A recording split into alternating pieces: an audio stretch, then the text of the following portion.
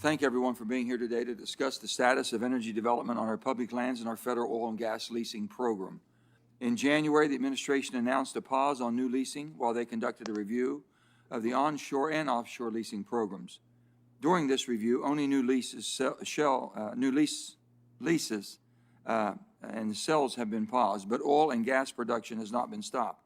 In fact, I understand that BLM approved over 500 new permits to drill in February and March. I'd like to acknowledge that this is an issue that brings a lot of passion and has very real impacts on many of the states represented on this committee. Just as the administration is conducting an evaluation of the Department of Interior's oil and gas leasing program, our committee needs to have a fact-based discussion to set a baseline from which we can work to improve the federal energy programs for all Americans.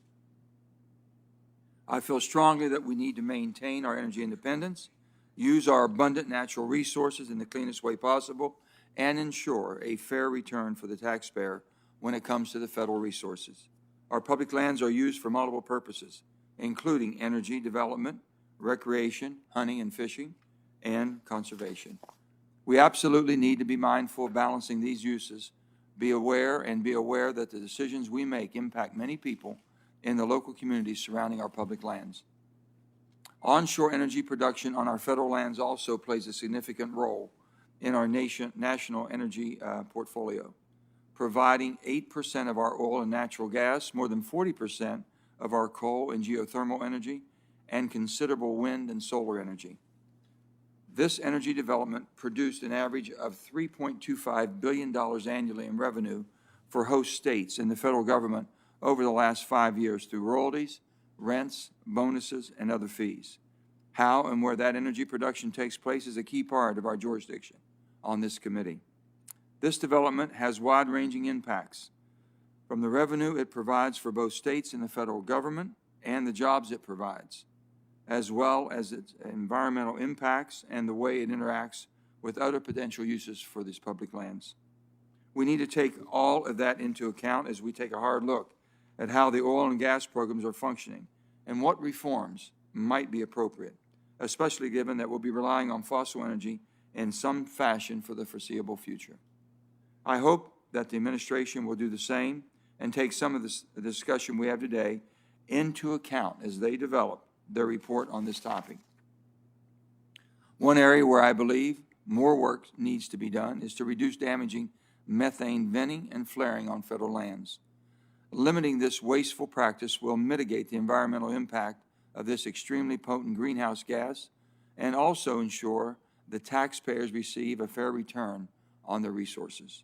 In 2019, oil and gas operations on onshore federal lands vented or flared 74, and I repeat, 74 billion cubic feet of methane, an 83% increase from 2015. I look forward to hearing about the steps responsible producers are taking to reduce venting and flaring, as well as what bottlenecks exist that keep this gas from getting to market. Now, as I've said before, I'm all for innovation, not elimination, and all of the above energy policy. And while the focus of our hearing today is on the oil and gas leasing program, one thing I think makes all the sense in the world is increasing deployment of renewable energy on federally managed lands where it makes sense. Unfortunately, our agencies have not prioritized renewables or dedicated appropriate resources to their development. The permitting process is slow, and there is not enough economic and regulatory certainty for the renewable energy industry operating on federal lands. The Energy Act of 2020 included several provisions to aid renewable development, geothermal innovation, and appropriate deployment on public lands. I look forward to hearing from the BLM about how we might work together to pursue renewable energy development on public lands. Let me close with my belief that we are all entitled to our own opinions, but we're just not entitled to create our own facts to support that.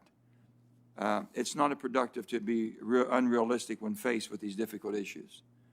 We are certain to have a wide range of views on what reforms might be appropriate for our public lands, but it is my hope that today we can have a robust discussion about the current state of play for energy development on our federal lands and set a baseline of facts from which to discuss reforms on the Congress and that the administration will consider going forward.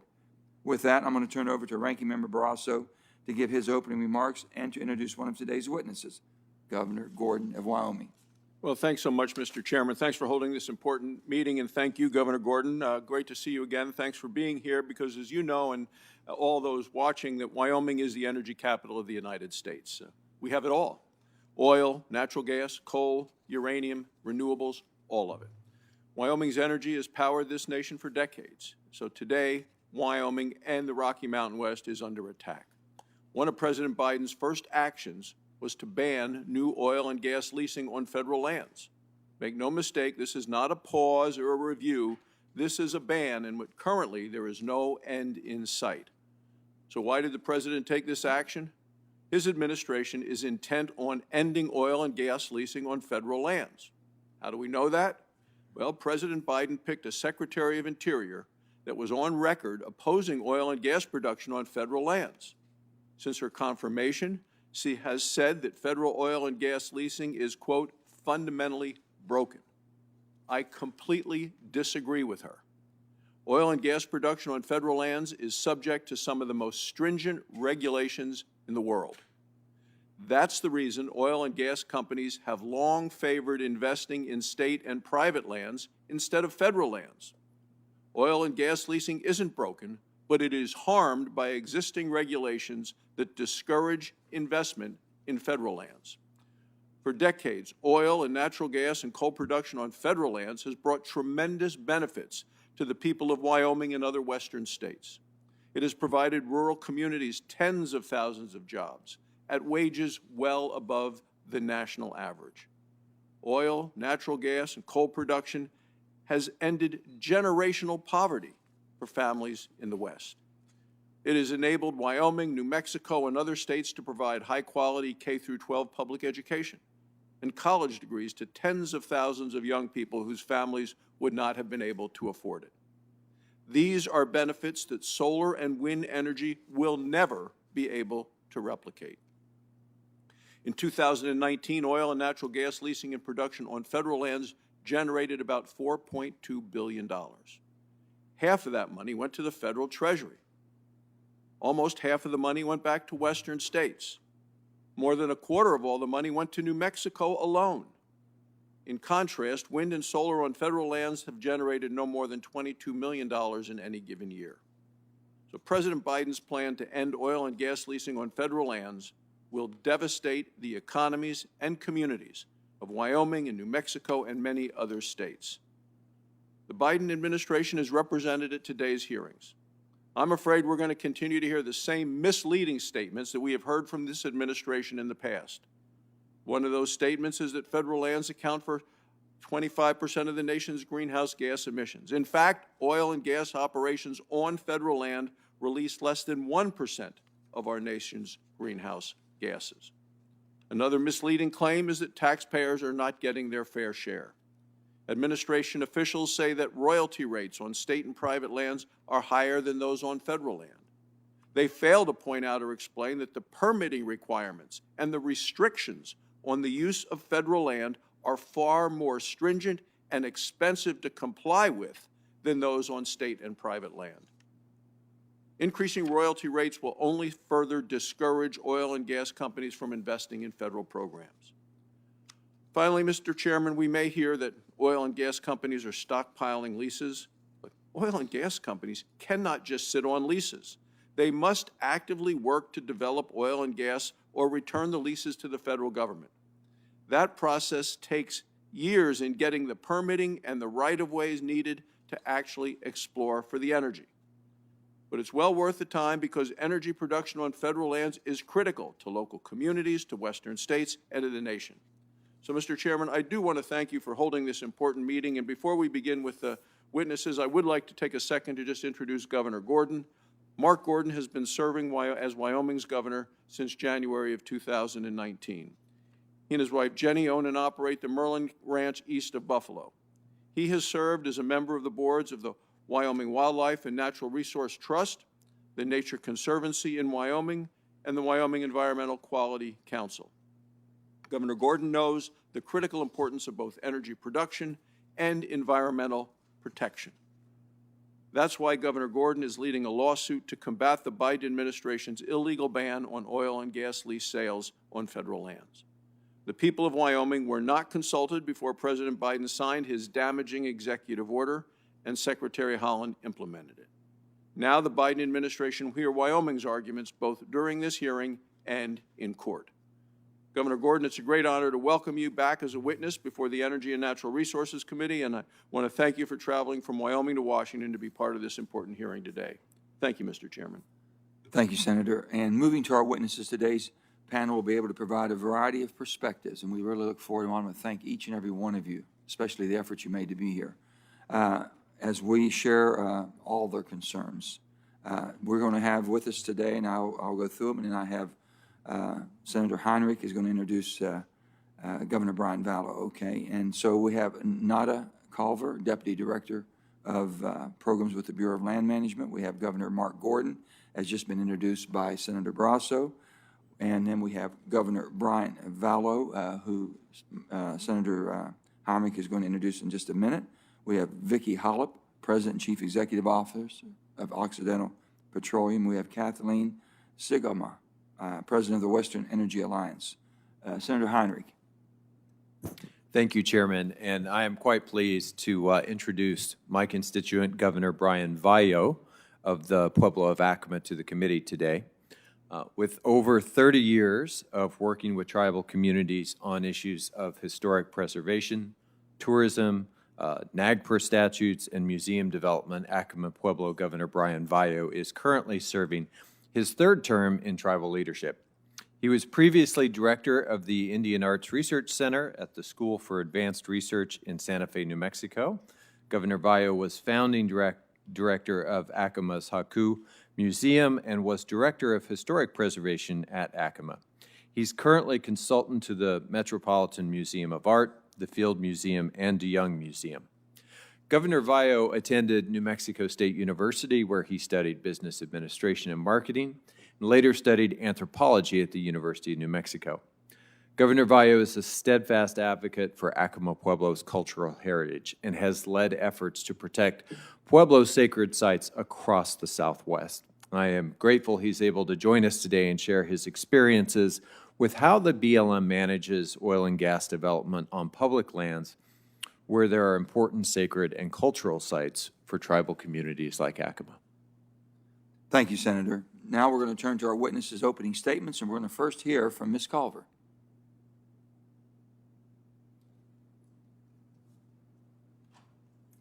Thank you. Chairman Manchin, Ranking Member Brasso, and members of the committee, thank you for the opportunity to provide testimony on the development of energy from federal lands and the Bureau of Land Management's energy programs. I'm Nada Wolf-Culver, BLM's Deputy Director for Policy and Programs. This July, we'll celebrate the 75th anniversary of the BLM, which was established in 1946 with the merger of the General Land Office and the U.S. Grazing Service.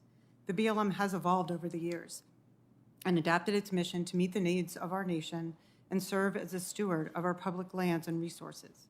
We look forward to celebrating this milestone and recognize BLM managed lands provide an opportunity to address some of the nation's most pressing challenges, including those related to energy development, climate change, and transitioning to a clean energy economy.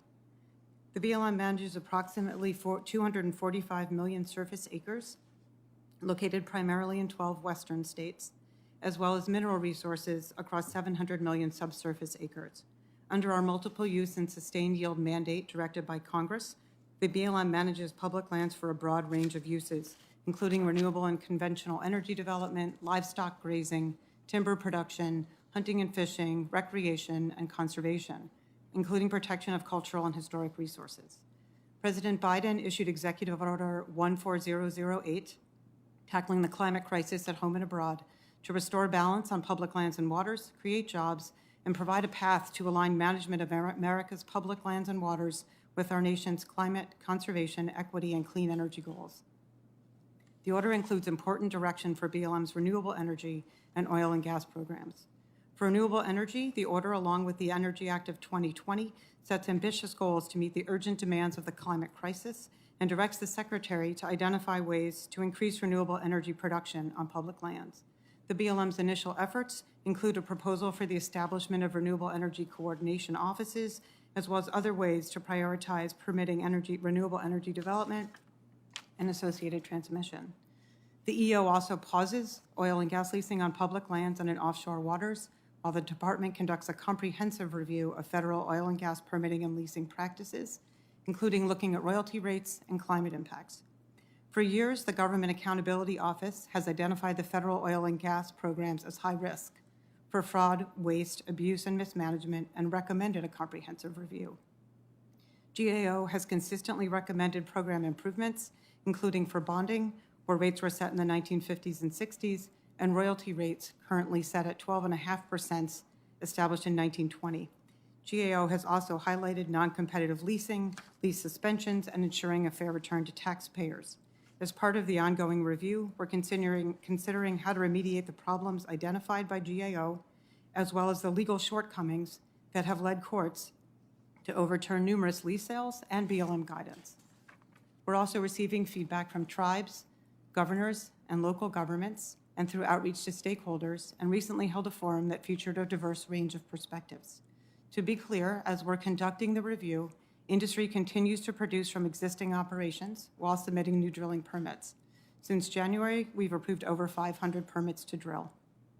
Today, less than half of federal acreage under lease is in producing status, and operators currently possess nearly 8,000 available and approved drilling permits ready for use, with about 5,600 more submitted for consideration. It's worth reiterating that we manage the public lands and their multiple uses for all people. As Secretary Haaland has stated, fossil fuels will continue to play a major role in America for years to come. However, this is just one of the multiple uses for which the BLM manages public lands. Too often, the extraction of resources has been rushed at the expense of people, wildlife, and other uses. While we look back with pride on the evolution of federal land management and the economic contributions from public lands over the last 75 years, we simply cannot continue doing business as we have in the past. It's incumbent on us to look forward, adapting to the changing landscapes, climate, environment, and technologies. We have an opportunity to rebalance, bring meaning to the concept of sustained yield, and ensure that we manage our lands and resources not merely across fiscal years, but across generations. Together, we can meet the challenges of our time. Thank you again for the opportunity to be here today, and I look forward to your questions. Thank you, Ms. Culver. Next, we have Governor Gordon of Wyoming. Governor Gordon. Thank you, Mr. Chairman Manchin, Ranking Member Barrasso, and members of the committee. Good morning, and thanks for the opportunity to meet with you today. Greetings from the people of Wyoming. We can probably agree that last year sucked economically, socially, and emotionally. Wyoming never had to completely shut down, so our schools and businesses remained open, but our overall economy took a hard hit, particularly in the oil and gas industry. I cannot talk about my state without mentioning coal, Mr. Chairman. You and Ranking Member Barrasso know coal well and how important it is to our state's economies. Thank you for remembering that burning fossil fuels is not the problem. It is concentration of CO2 in the atmosphere that is the most urgent and critical task of this generation. Thank you for last week's hearing on carbon capture to promote federal support for commercial deployment of CCUS. This technology is essential. I recently announced that Wyoming will work day and night to achieve negative net zero carbon emissions across the whole spectrum of energy using wind, solar, nuclear, hydrogen, and fossil fuels. We are working hard to be home to the next commercial CCUS facility. Today, I speak about Wyoming's oil and gas industry and how it has been challenged by this administration's misguided policies. Last August, for what I understand to be the first time in our state's history, no rigs were operating in Wyoming. Today, there are 7, down from 34 in February of 2019. In October of that year, our Department of Workforce Services reported 13,100 oil and gas-related jobs. By October of 2020, that number had dropped to 7,200. This leasing review is a crafty way of establishing a moratorium on federal lease sales, making continued progress ever more tenuous, more difficult, and more likely that good-paying, family-supporting jobs will migrate somewhere else. That is bad for this country, for the climate, and especially for Wyoming. Wyoming ranks first in natural gas production on public lands and second in oil. That production from federal acreage is vital to our economy, generating $457 million last fiscal year. Approximately $5.7 million of that is from lease sales. How much has Wyoming received from lease revenues this year? None. The climate goals of the Biden administration can best be achieved through more consultation with governors, and that can be done without decimating our economies. The heart of enlightened, responsible policy lies in fully understanding all of its consequences. This moratorium discriminates against the people of Wyoming, against all Western states with federal leases within our borders. 8 Western states will stand to lose $2.3 billion in investment, $872 million in production value, and $345 million in tax revenue in this first year of the moratorium. In people terms, that is less funding for schools, health care, public safety, and other essential services. This moratorium is absolutely unnecessary. A comprehensive, thoughtful, and meaningful review can certainly be done without halting an entire leasing program. Federal lands are not overleased. Moreover, leases are not stockpiled in Wyoming. Developing a resource responsibly means leasing must be thoughtful, strategic, and forward-thinking. It may take a company several years and multiple sales to gather enough leases to allow the organized development of an entire field. That minimizes surface disturbance, avoids waste, and stranding assets. Conversely, a pause on leasing can set back and disrupt orderly development for years to no one's benefit. Wyoming is known for its energy production and magnificent environment. We have the largest stable population of sage grouse, and that has not been without effort. We have implemented effective mechanisms to offset development of wind, solar, coal, oil, and gas resources, not without effort or expense.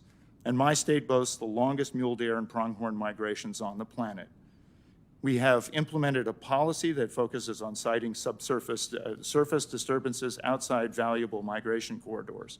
This moratorium does nothing to advance these multi-use policies or the valuable wildlife protections that we all, NGOs, communities, landowners, and the state have worked so hard to implement in partnership with industry. I close in citing Wyoming's stellar record regarding flaring methane emissions and plugging wells. Thank you. Thank you, Governor Gordon. Now we're going to hear from Governor Brian Vallow, the governor of the Pueblo of Acoma in New Mexico. Governor Vallow. Good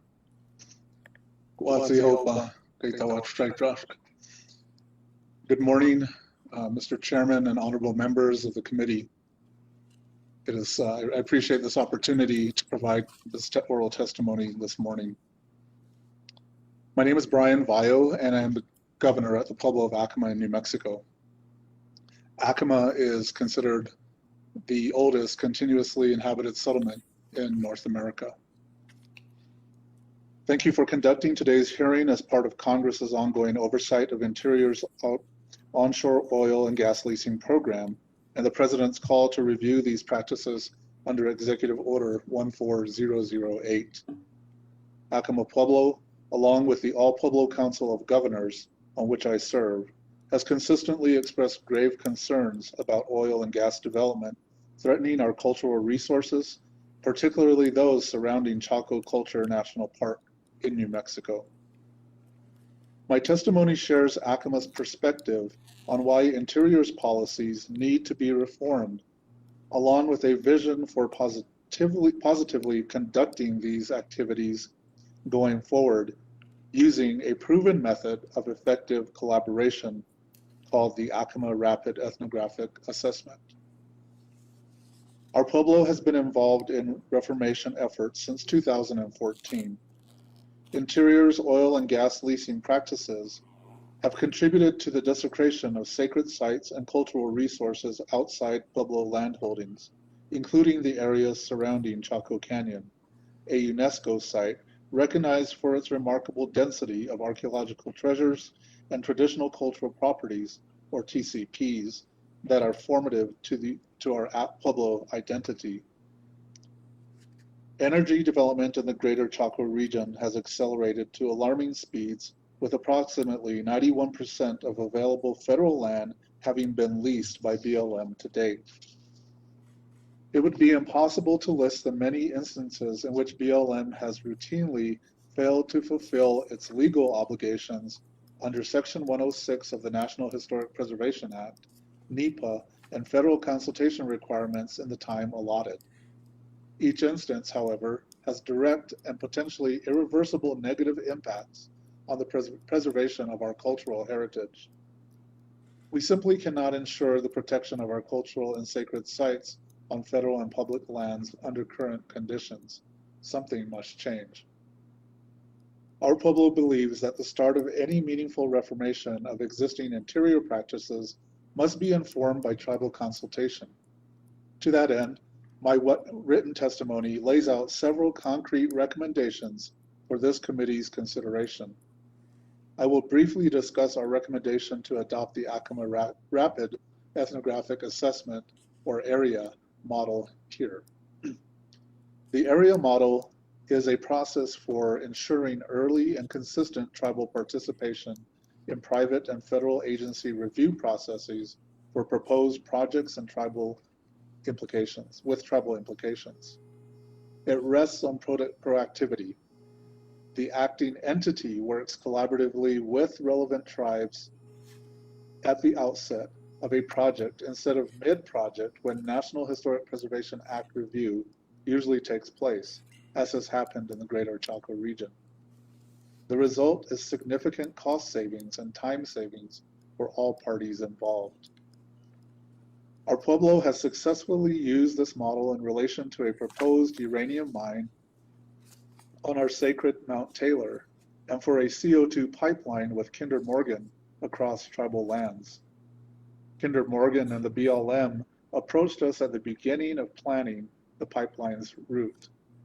Our tribal experts worked side by side with company personnel to design and implement cultural resource surveys and a routing study. Kinder Morgan covered our actual costs on a reimbursement basis and signed confidentiality agreements regarding our cultural properties. Ultimately, the entire process took only 6 weeks from start to plotted route, saving the company significant time on legal compliance and money on what may have otherwise been unworkable routes.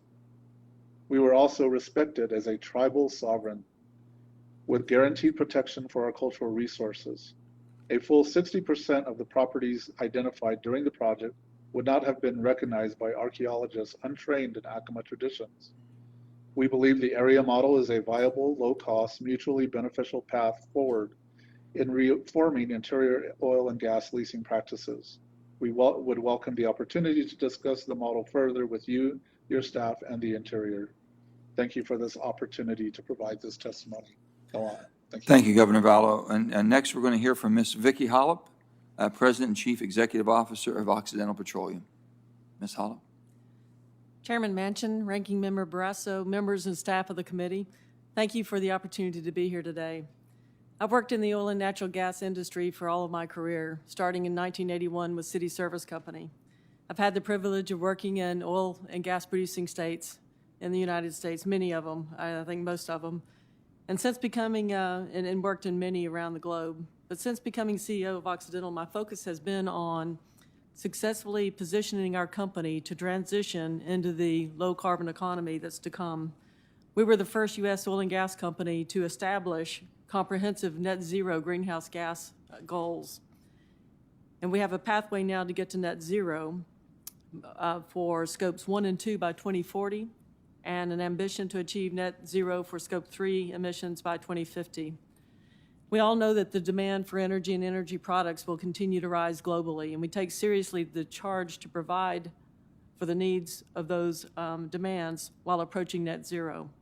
I'd like to share some of the things that we're doing to accomplish this. Last year, we announced our plan to build the world's largest commercial-scale direct air capture facility. That facility, to be located in the Permian Basin, will remove up to 1 million tons of CO2 from the atmosphere each year. Scaling this type of technology gets us a step closer, a big step closer to the net zero barrel of oil, and provides for balance for those industries that have traditionally difficult emissions to decarbonize, like maritime and aviation. Now, we know that our approach to climate change must be extensive, impactful, and immediate. So we've initiated numerous partnerships with those that are in ethanol, cement, natural gas, and other industries to capture and permanently store CO2. Also, advanced battery storage will require scale-up of critical minerals production capacity, so we've entered into a joint venture with Terra Lithium to develop technology that extracts lithium from brine. In 2019, we also began operating a first-of-its-kind solar farm, 120 acres of it, in Texas, that directly powers some of our oil and gas operations, delivering for those operations a lower carbon intensity oil. And we're excited about a pilot plant that we're starting with Cemvita. Cemvita has harnessed the science of ripening bananas to turn CO2 into bioethylene. And we were an early investor in Net Power, which just announced plans to build 2 zero-emission natural gas power plants in the U.S. These near-term, large-scale steps demonstrate our continued commitment to decrease emissions while providing essential energy and products that transition our society to a low-carbon future. Now, with respect to onshore development in the U.S., it provides the opportunity to generate a lower carbon intensity product that can be meaningful as a part of the energy transition. To that end, administration action should provide regulatory certainty in the short and long term. Production of oil and natural gas on federal lands is highly regulated and subject to strict environmental protections. And as Senator Barrasso said, some have suggested that we stockpile acres, and this simply is not true.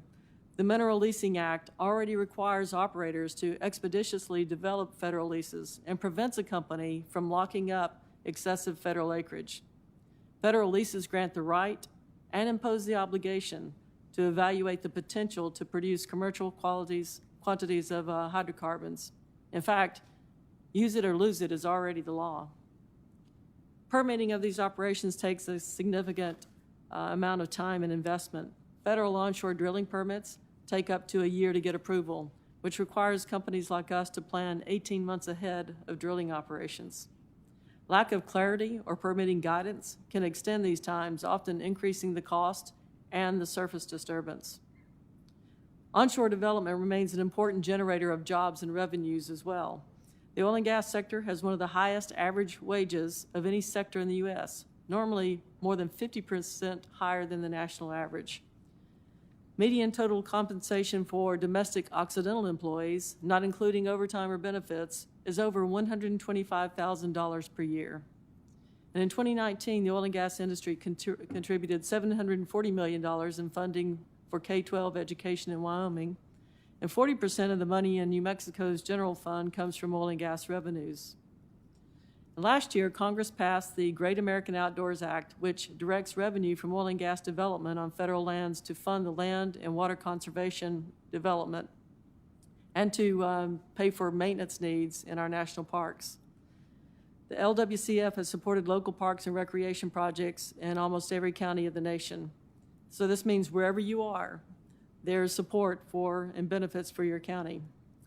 Now, we need to continue this onshore development because it means higher paying jobs, community reinvestment, and the energies and products needed to get us through the transition. So with that, I want to conclude just to thank you all for what you've done on CCUS and for the fact that without 45Q, we would not be able to do the projects that we do today. We wouldn't be advancing the technologies that the world needs to address our energy future. Thank you, Ms. Hollub. Thank you very much. Finally, we're going to have Ms. Kathleen Sigama. Kathleen? Thank you, Mr. Chairman, Ranking Member Barrasso, members of the committee. It's my pleasure to be here today. Western Energy Alliance represents about 200 companies engaged in all aspects of environmentally responsible oil and natural gas development in the West. We are independents. We are proud to operate on federal lands in a responsible manner, and we have an average of 14 employees. So lots of small businesses, lots of employees. In the West, oil and natural gas resources are inextricably bound to federal public lands and therefore to the men and women in the industry who work there. As much as we would like to avoid federal lands because of their extensive red tape and time-consuming process, it is nearly impossible to develop oil and natural gas in the West without touching some federal lands or minerals, even when you try to site your development off those federal public lands. And the interlocking land ownership of the West with tribal, Indian allottee, private, state, federal, all kind of mixed together, it means that just about every project in the West has to get a federal lease, a federal right-of-way, or a federal permit. But with that attachment to the land, we take our public land stewardship very seriously. We're proud that oil and natural gas on federal lands is done in a balanced manner and that we continually reduce our footprint on the land. We reduce our methane emissions. We reduce that impact so that we do take care of the land. In fact, development on federal lands, which represents federal lands and waters, which together represent about 22% of oil and 12% of natural gas production, only produces about 0.6% of greenhouse gas emissions, not the nearly a quarter that we constantly hear from the administration as justification for this leasing ban. So there's quite a bit of difference between 0.6% and nearly a quarter. But we're not content with even that low emissions profile. And through the relentless pursuit of better and more efficient technologies, the industry has significantly reduced methane emissions. In fact, we've reduced them 23% since 1990, even as we've increased natural gas production by 71%. Fuel switching to natural gas is the #1 reason the United States has reduced more greenhouse gas emissions than any other country since 2000. We've reduced more emissions than wind and solar combined since 2005. And we've helped achieve that balance on federal lands. If you take the 700 million acres of mineral estate that BLM manages, we lease less than 4% of that. And when you look at actual surface disturbance, it's about 0.07%. So we think that's a very great balance between protecting the land and achieving a substantial energy resource. In fact, leased acreage is at near historic lows. It hit the lowest level since 1985 during the Trump administration at 2.5 million acres. It's up slightly, but that actual footprint on the land is less than 500,000 acres. And we're also very proud that we are almost exclusively the source of funding for conservation and infrastructure on federal lands under the Great American Outdoors Act.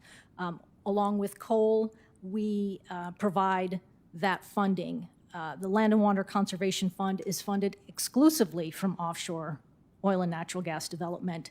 And I don't really think that President Biden knew when he signed that executive order that he was putting at risk $2.8 billion annually in conservation funding.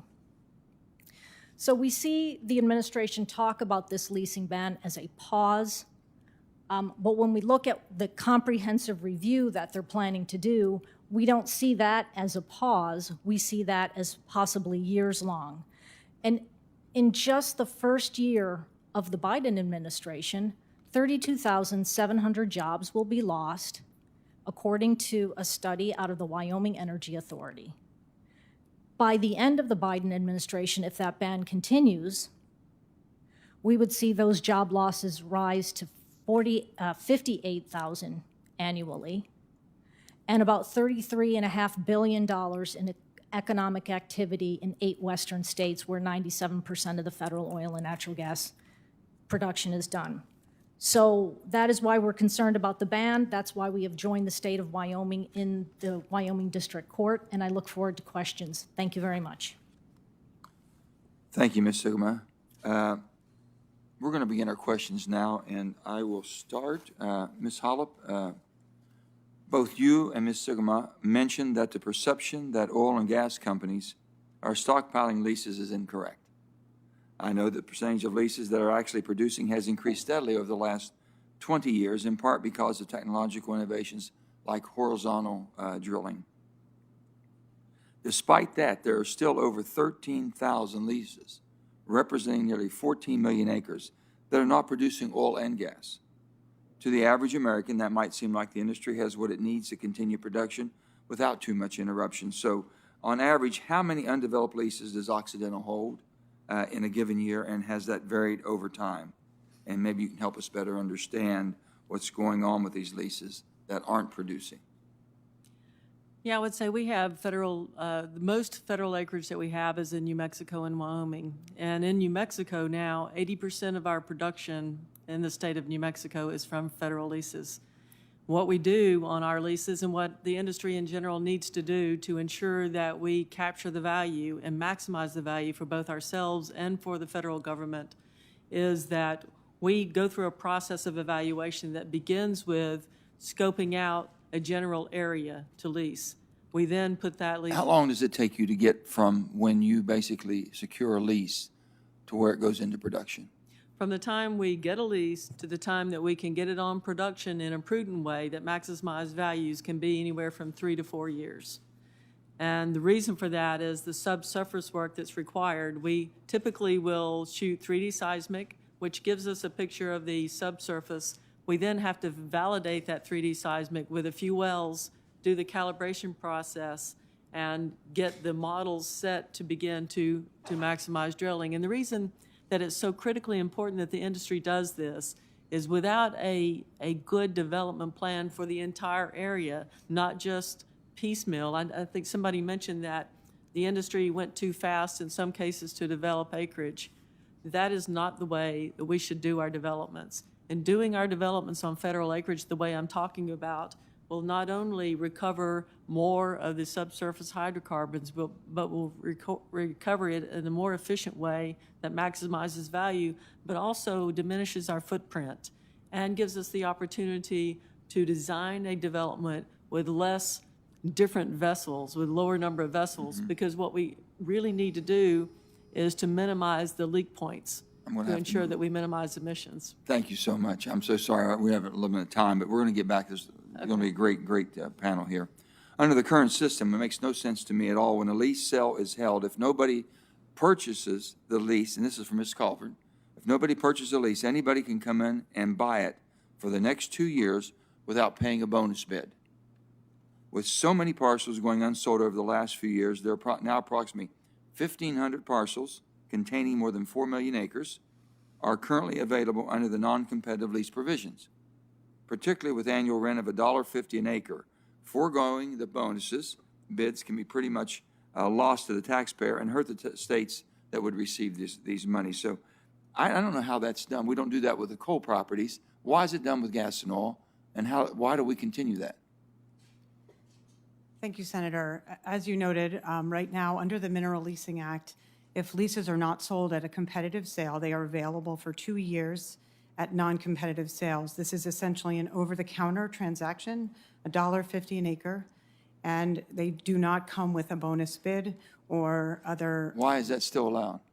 The Mineral Leasing Act directs the BLM to do this. I got you. As the General Accounting Office has noted, we receive 3 times the income from leases purchased competitively, and leases purchased competitively and with a higher bonus bids are much more likely to actually be developed than leases. So you would not object if we made some changes to that?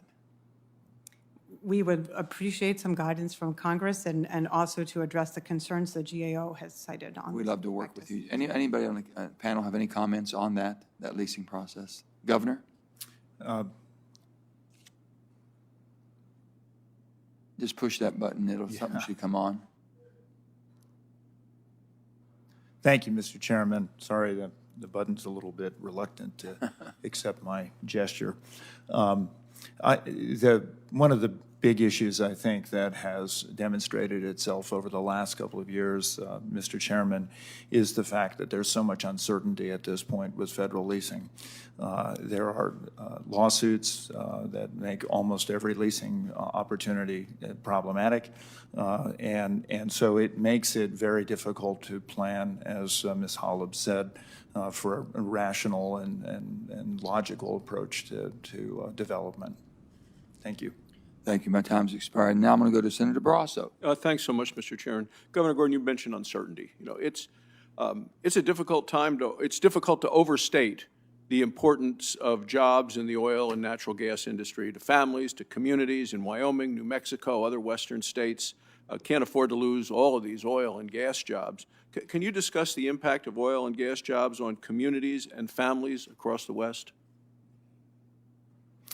Thank you, Mr. Chairman, Ranking Member Barrasso.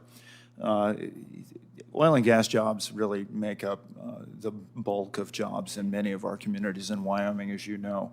Everything from oil field services, those small businesses that provide parts and equipment and pipe and so on, to ancillary services like water hauling and so on.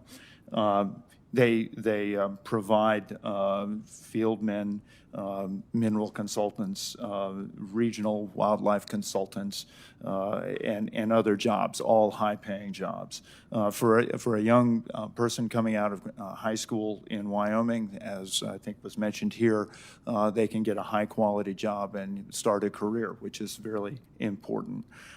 Those jobs are essential to the basic services of any community, from schools to cafes to the retail stores and so on. And as I say, it provides valuable income. It provides a community that has some purpose over time. One of the challenges, I think, with renewables is that they're sort of one and done. They can come in, get built. There's maybe a little bit of a legacy crew that's there to sort of take care of some things. But oftentimes you end up sort of pulling the guts out of a small community. So oil and gas jobs, Ranking Member, are absolutely essential. Thank you. Well then, you know, so you talked about the impact on families and the communities. Let's talk about the importance of oil and gas revenue to states, to Wyoming, to New Mexico, to other western states. I know you've been talking to the New Mexico governor. You're also a member of the Western Governors Association. Do other governors share the concerns that you've talked about in terms of President Biden's actions that are going to limit the ability to provide essential services, things like public education? You talked about essential services to residents of their states as you talked to additional governors. Yes, thank you, Mr. Chairman, Ranking Member Barrasso. I have to say that it was somewhat heartening to reach out to fellow governors. I think we had 17 on a letter, and it was a bipartisan letter, basically saying that this leasing ban is detrimental to all of our states. And particularly, I have had the opportunity to work with Governor Michelle Lujan Grisham over the last several months to talk about the importance to both Wyoming and New Mexico for funding our education system, for making sure that these jobs don't migrate to states that don't have the same kinds of federal restrictions and so on. And I think, you know, one of the things to remember in all of this is that New Mexico, Colorado, Wyoming, Utah, and North Dakota have all established very strong regulatory programs, and coupled with the federal leasing programs, these guarantee that resources are developed under the most stringent kinds of guidelines. When federal leasing is put at risk, those jobs migrate to places where there aren't those restrictions and where there's much more private land. Actually, I think both on shore and offshore, Mr. Ranking Member, I have to say there is a lot of governor support for not completely continuing this leasing ban. So, Ms. Culver, on this, on March 19th, Laura Daniels Davis, who's a political appointee, issued a policy memo which effectively extended the secretarial order. The order transferred authority over oil and gas permitting decisions from the career staff, the BLM, who normally make all of these at the BLM state and field offices, and took it out of their hands and said, nope, political appointees at the BLM in Washington are going to make this decision instead of the career staff that have made these historically. So as a result, we're now seeing delays in permitting decisions on existing leases. Why is it necessary for this administration to act in this way, for political appointees to make routine permitting decisions, usually made by the career staff, including decisions on applications to extend permits to drill? And when will this March 19th policy memo expire? Thank you, Senator. The March 19th memo followed the end of the term of Secretarial Order 3395, which did impose a temporary requirement for many decisions to be approved through the department.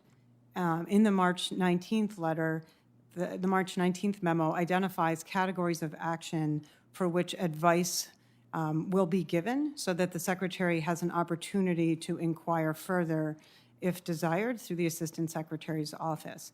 There are not currently approvals being required through the Assistant Secretary's office. That authority has been delegated back to the field after the initial review was occurring. Under this current memo, the BLM from the field up do provide regular updates as to their activities and intended activities. And that is the way that the Assistant Secretary's office traditionally oversees the Bureau of Land Management operations, and that's how this is set up. It's not a formal approval process. It's an opportunity for inquiry and an advice as to intended actions. Mr. Chairman, my time's expired. Senator Heinrich. Thank you. Governor Gordon, you mentioned the negative impact that frivolous lawsuits have on certainty in the industry. Given that the Department of Interior is currently involved in a public process around oil and gas leasing reform, why did Wyoming resort immediately to litigation, and why should we view that as merited as opposed to frivolous? Thank you, Mr. Chairman, Senator Heinrich. The question you raise really goes to the merits of why we are having this leasing moratorium. I think in my testimony I spoke about a number of the advancements we've made in protecting critical wildlife habitat, et cetera. Those all come with stipulations for development. So for instance, on the greater sage grouse, Wyoming has the only stable population. In fact, it's slightly growing, an endangered species, very important. I know Ms. Culver also knows about this. There is a long-standing program that was established in Wyoming that has stipulations as to when and how development can occur. A large corporation or a small independent driller has very much the same issues of mobilization and cost if there's no predictability. But why go immediately to litigation rather than engage the administration? Thank you for that, Mr. Chairman, Senator Heinrich. The reason is that the moratorium was extended, and we see no end in sight. And as contrary to what has been said here, there's still a very uneven application of permissions that are being granted from the BLM. So it seems getting clarity on this was absolutely critical. Thank you, Governor. Governor Vayo, why does it matter to the Pueblo of Acoma whether oil and gas development occurs on public land? Thank you, Mr. Chairman, Senator Heinrich. I appreciate that question. You know, one of the things to understand is that Native American people, while we may be confined to reservation land and have the opportunity to manage affairs on our own tribal lands, there is a landscape that is indigenous to our present-day cultures. And those landscapes are very important to the continuance of our culture and our traditions and our lifeways. And so we are always concerned when these types of developments are occurring on lands outside of our boundaries. And I'll use Chaco as an example, that Chaco Canyon and that greater Chaco landscape, which is quite vast, is all very important to the lifeway of the Acoma people. We return based on solar and lunar cycles. I myself, as a member of the Sun Clan, will return at different periodic times of the solar cycle to various places on that landscape. And we have other cultural leaders who are engaged on a much more frequent level to return to these areas for the maintenance of our culture.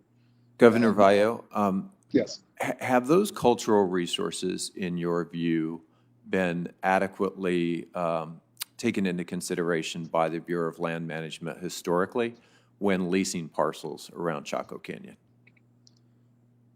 Mr. Chairman, Senator Heinrich, thank you for the question. I would say no. Unfortunately, we have been engaged in ongoing discourse and negotiations and some consultation regarding this very problem that our requests and our input in is oftentimes overlooked, and we are oftentimes settling for only temporary protections, temporary agreements for access to these areas. There has not been an effort to secure these resources over the long term. Governor, thank you for that testimony. Ms. Culver, before my time runs out, we've heard a lot about the Land and Water Conservation Fund from some of our witnesses today. How much of the revenue in the Land and Water Conservation Fund is generated by oil and gas leasing on Western public lands? The Land and Water Conservation Fund is primarily funded from offshore leasing, Senator. Thank you. Before turning to Senator Lee, I'd like to introduce a letter for the record.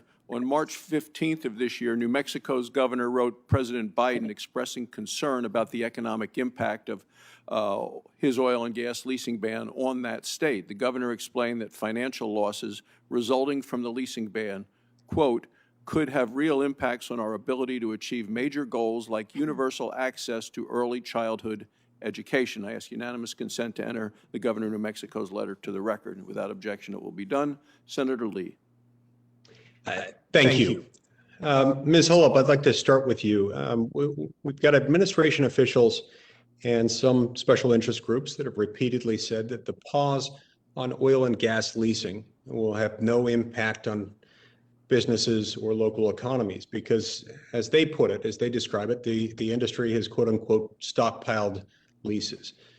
Can you briefly speak to that assertion? Yes, as I said earlier, about 4% of the federal leases available are oil and gas. So of the federal mineral estate, 4% is oil and gas. And of that 4%, 50% of the leases that we have today are producing oil and gas. The other 50% are in some stage of development. That stage of development takes a lot of work initially, as I was describing, to set up an optimum development program that ensures the prudent development and the maximization of the value. So there is a process that must be taken. And now we have, as was mentioned earlier, we have almost the lowest of all time leasing, oil and gas leases on federal acreage. So given where we are today and the fact that we have much more advanced technologies, but these technologies take time and then the permitting takes time. So we're 3 to 4 years into the lease, into a federal lease before we can begin activities. And so it may seem to some people that nothing's going on, but a lot is going on these leases as we learn more about them and as we prepare our development programs. Thank you. Governor Gordon, the president's executive order calls for this moratorium and review to address potential climate impacts. But do you believe this is going to lead to decreased oil or gas consumption in the United States? Thank you, Mr. Chairman, Ranking Member, and Senator Lee. No, I do not believe it is going to decrease the amount of consumption of oil and gas. Market conditions are going to change, but it is clear to me that for the foreseeable future, oil and gas will be a very important part of our energy mix. So in other words, you're saying we will consume whatever quantity of oil and gas that's for which there is demand. And if there's less production from U.S.-owned lands, it's just going to be made up for somewhere else. Senator Lee, yes, I believe that to be the case. And let me also state that while we talk about electrification of our fleet, there's quite a bit of question about how practical that is, particularly in western states with large areas. And then we have hydrogen, which can be an alternative fuel that can help meet greenhouse emission goals. That can be produced from natural gas. So I think there will be increasing demand at the same time that consumer demand and efficiencies may make a little bit of a decrease. Thank you. Ms. Culver, as the U.S. District Court for the District of Columbia recently recognized, if a resource management plan authorizes oil and gas development on certain federal land parcels, the Bureau of Land Management must sell leases for those parcels on a quarterly basis. And this is not just based on something that a judge contrived. This is what the law requires under 30 U.S.C. 226B1A and 43 CFR 3120.1-2. So this is what the law requires. Now, this seems to be inconsistent with the president's moratorium or pause. Can you briefly explain to me under what applicable laws the BLM has halted the oil and gas leasing program? Thank you, Senator, for the question. Right now, we are operating under an executive order issued by President Biden that directs us to pause leasing on federal lands while we conduct a comprehensive review of the program. Under the Mineral Leasing Act, the Secretary of the Interior has discretion to determine whether or not to lease nominated lands and to determine which lands are eligible and available for leasing. That discretion has also been delegated to the Bureau of Land Management, and I believe that courts have upheld this discretion, including the discretion not to lease nominated parcels all the way up to the Supreme Court. So that is the authority we are operating under right now. Okay. It is important that we follow the law there, and the law, as I read it, requires these things to occur quarterly. I know I'm almost out of time. Ms. Hollub, I want to ask you one more question. You mentioned that Occidental was the first U.S. oil and gas company to establish comprehensive net zero greenhouse gas emissions goals. Can you expand on what efforts you've taken to reach that goal? Yes, we've entered into agreements with an ethanol producer to take the CO2 emissions from their plants, get it to the Permian for sequestration. We also have an agreement with a cement plant in southern Colorado. We have announced the plan to build the world's largest direct air capture facility in the Permian Basin. We've got the FEED study underway. We'll begin construction next year. We've also invested in Net Power, which, as I mentioned earlier, it's a net zero emission gas-fired electrical generator, and so it's the first of its kind. We've also are working not only just on carbon capture and sequestration, but we're working on other ways to use carbon. We've entered into a joint venture with Cemvita in Houston to actually produce bioethylene from using ripening bananas to convert the CO2.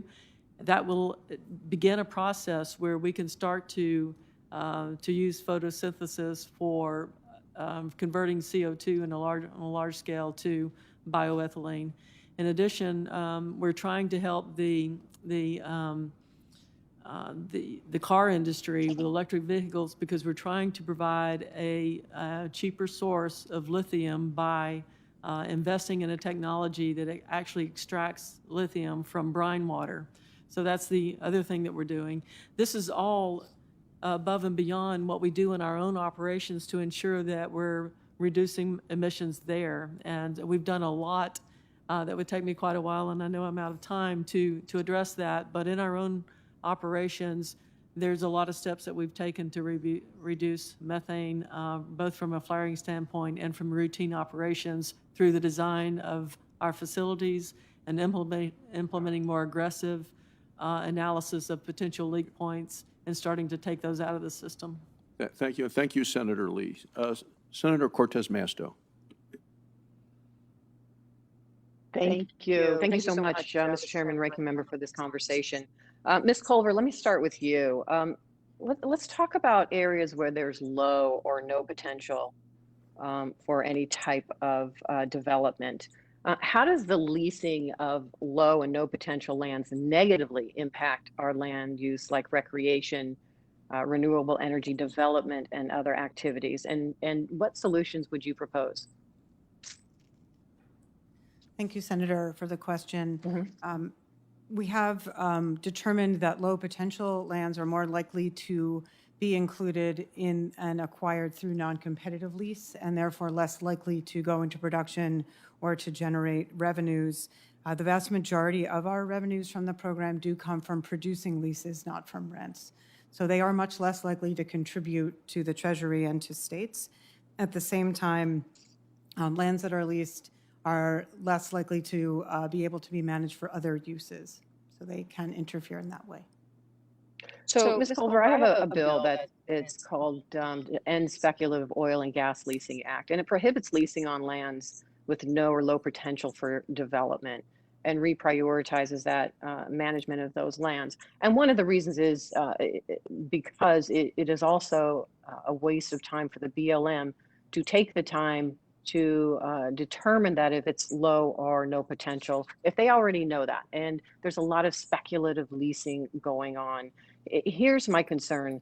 You know, we have the pristine Ruby Mountains in Nevada, and there was speculative leasing that was purchased right around the Ruby Mountains.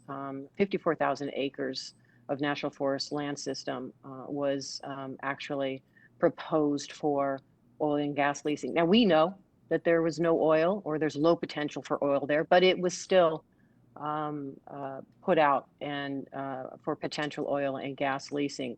And this was an individual who wasn't even from Nevada, had no involvement. It was probably a broker, which there are a lot of those brokers, but it is taking the time of BLM now to have to assess that, along with the concerns that we want to use and prioritize that land for other options. And so my concern is, why are we letting speculators engage in any type of leasing if we know there's no potential for it, or there's low potential for it? And let me give you an example.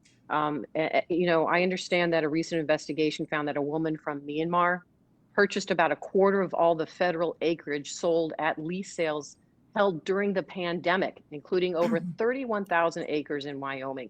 This woman had no prior experience in oil and gas development and has already tried selling some of these drilling leases off at inflated prices. So let me ask Governor Gordon, shouldn't the Interior Department start taking better precaution to curb speculation? Thank you for that, Senator, Mr. Chairman, Ranking Member Barrasso. Wyoming is a dual regulation state, and so anybody who chooses to develop in Wyoming has to seek permits from both the Bureau of Land Management and from the Wyoming Oil and Gas Conservation Commission. We take an extensive look at the viability of the operations and make sure that that those leases are well documented and properly adhered to.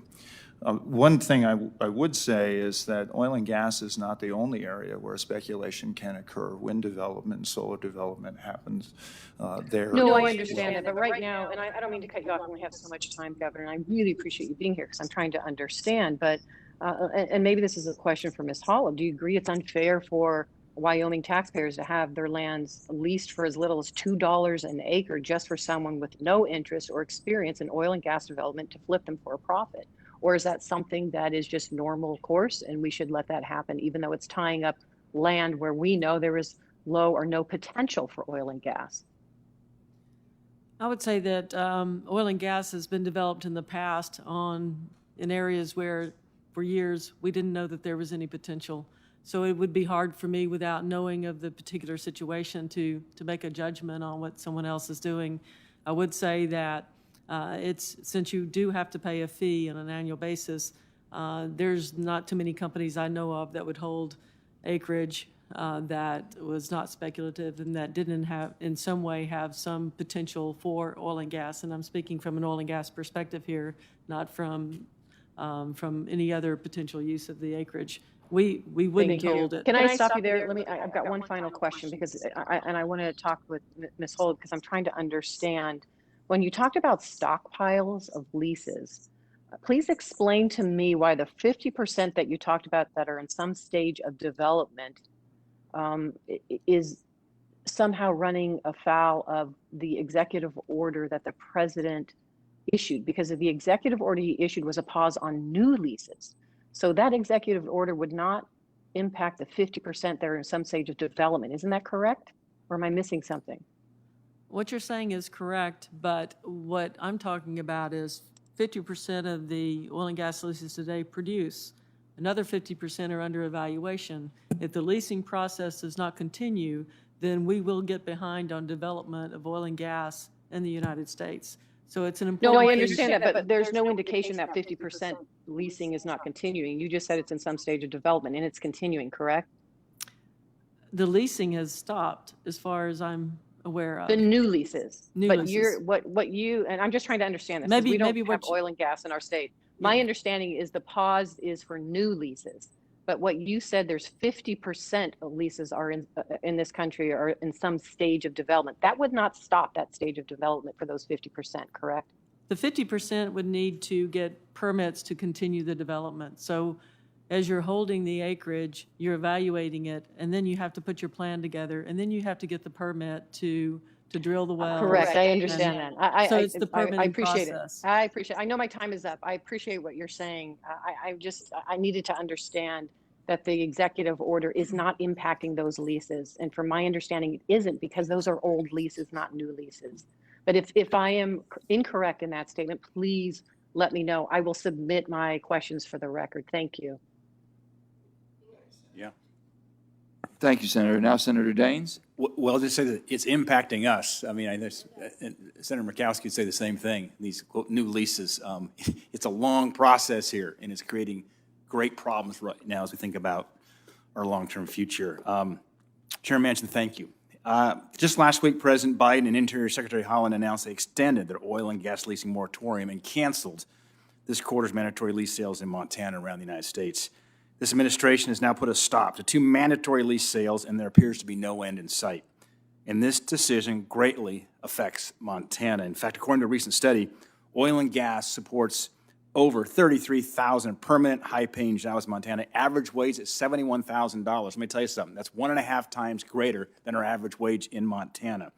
It also provides millions of dollars of revenue for Montana communities, helping fund schools, public safety, roads. I toured a very small community in southeast Montana, graduating class size of 6. They have a beautiful brand new gymnasium that they love to host basketball tournaments in. I asked the superintendent of schools, how in the world did you fund this new gymnasium in this public school? They said 94% of our tax revenues for this school comes from pipelines that's tied directly to our oil and gas. Now, this administration has said that this pause effect doesn't impact current leases of production, but let me be clear. They failed to tell you it will have a major impact on the revenue that states like Montana and others will receive, because states like Montana receive half of all the royalties, rents, and bonuses generated from oil and gas on federal land. Bonuses come during lease sales, the same lease sales that President Biden has halted. And in Montana, it's a significant amount of money. Ms. Culver, what is this administration's plan to make up for the lost revenue and jobs that the leasing ban is causing in states like Montana? Thank you, Senator. Right now, we do not see a major loss in revenue. As I mentioned in my testimony as well, the majority of income comes from royalties from producing leases. And right now, the industry has approximately 7,900 permits available, ready to use for drilling. The BLM has approximately 5,599, so I guess that's not approximate, additional permits that have been submitted for consideration. We know of over 7,400 wells that have been drilled and are ready to be completed and have not yet. So when we look at those numbers, we look at the math, we see the ability to continue. Do you realize the chilling effect? Do you realize the chilling effect you are having in terms of these companies are thinking about long-term? These are entrepreneurs. When you cancel it, that's sending a chilling message to the industry that basically this is just step one here of eventually stopping oil and gas leasing on public lands? Right now, we are directed to pause leasing while we conduct the comprehensive review, which we are doing to ensure that any changes that need to be made to these policies can be made so that future decisions will withstand judicial review. And do they have an appreciation for how much time it takes in terms of the upfront investment and exploration and so forth? And what they sent a very clear shot over the bow that oil and gas leasing is not welcome. And it's having a huge effect. The promise of future possible jobs, new revenue, is little consolation, I can tell you, to union workers that already lost their job, or the schools are now having to make cuts as they're seeing declines in these revenues. There's been a push by some lawmakers and environmental groups to increase royalty rates on federal oil and gas development. According to a recent GAO report, increasing royalty rates would lead to an increase in federal revenue and a decrease in production. While this may be a win for President Biden, this is a loss for rural communities in places across my state of Montana. It would cause production to move away from rural, low-producing areas and concentrate in just a few places. Again, leaving eastern Montana out to dry and killing important jobs created by oil and gas in these very rural communities who need the help the most. Ms. Sagama, can you explain how increased royalty rates is a bad decision for rural, smaller western communities? Well, Senator, I think you said it well there. I think when some of these reports look at just increasing the royalty rates, they forget that when you tax something, you get less of it.